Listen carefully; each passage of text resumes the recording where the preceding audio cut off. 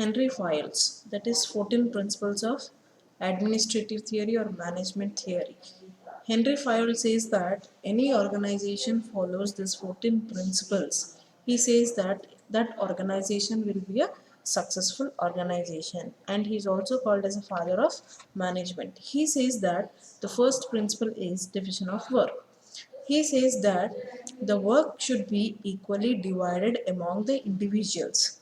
If the work is not divided among the individuals properly, so there is a misconception between the employees and they doesn't feel to work effectively in an organization. So that is why division of work is very important.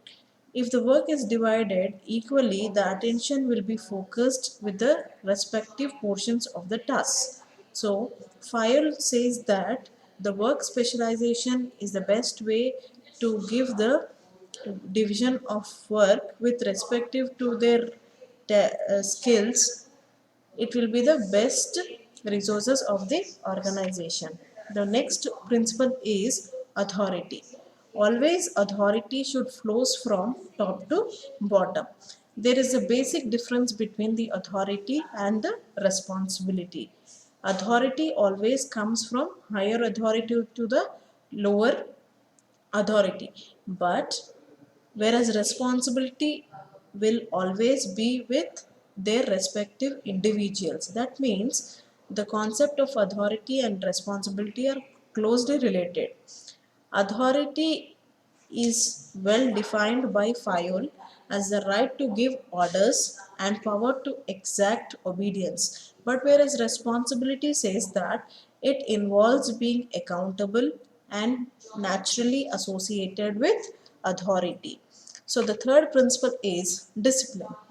Why every organization requires discipline means it is a very essential thing for an every employee to be a successful in an organization. Why? Because a successful organization requires the common effort of workers, and the penalties should also be applied judicially to encourage the common effort. Next one is unity of command. In this unity of command, for an every employee, there should be only one boss and one command and one employee. Why? Because workers should receive orders from only one manager. Then they don't feel uncomfortable and they doesn't feel problem for working. So that is why any worker should also have only one order and one boss.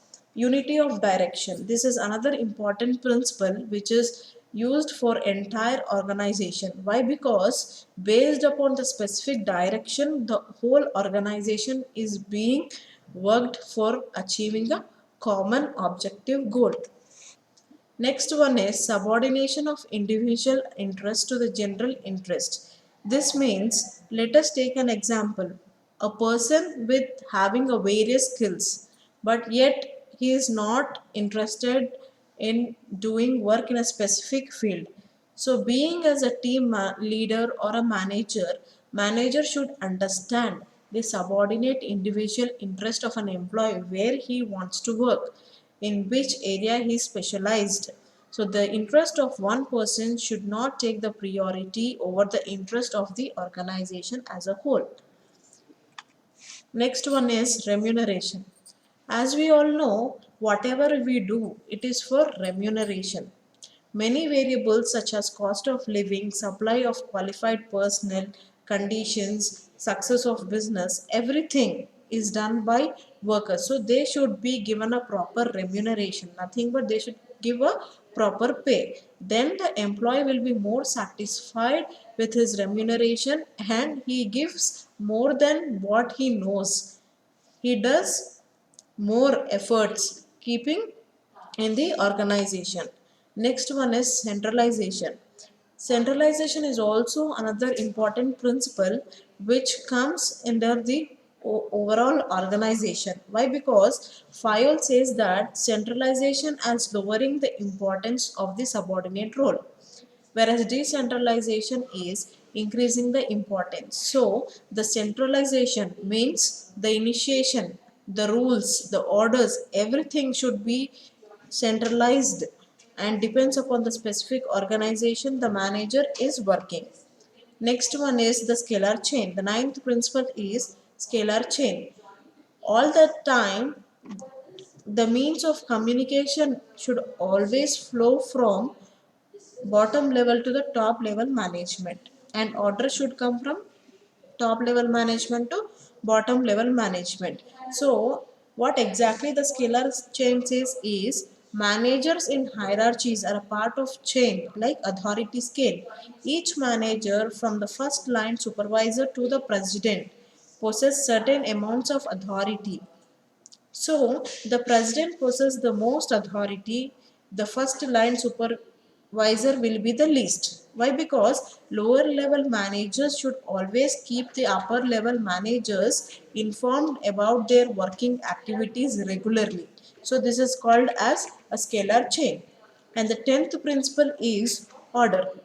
For the sake of efficiency and the coordination, all the materials and peoples are related to a specific kind of work and they should be treated equally as possible. Why? Because if there is an order coming from a higher authority, as being the middle level management and the bottom level management, people should understand the order and they should start doing the work.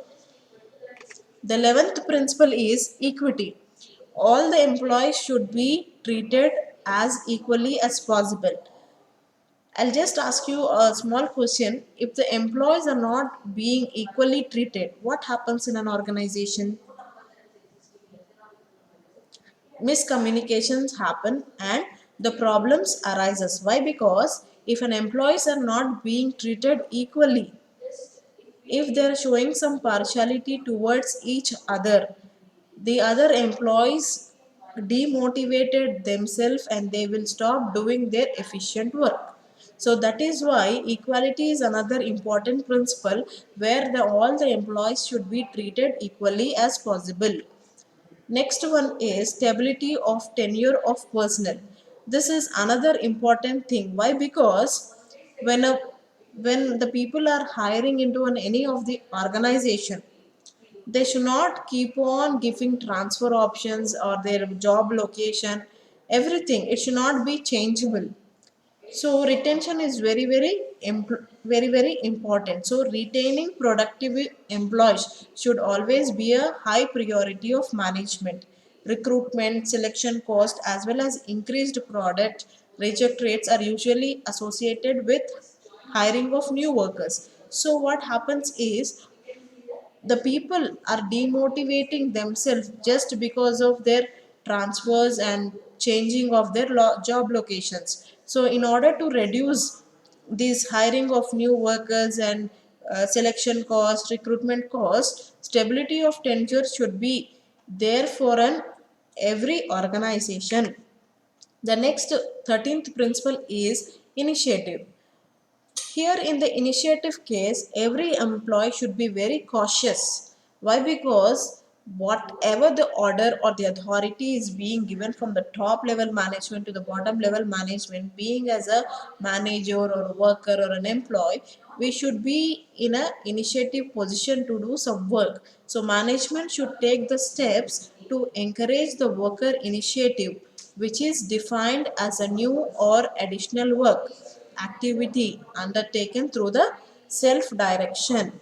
The last most 14th principle of this Henry Fayol principles of management says that esprit de corps. Always management should encourage the employees. Why? Because if there is no encouragement, if there is no work recognition, people stop doing their work. So because of this encouragement and motivation, employees start doing more work.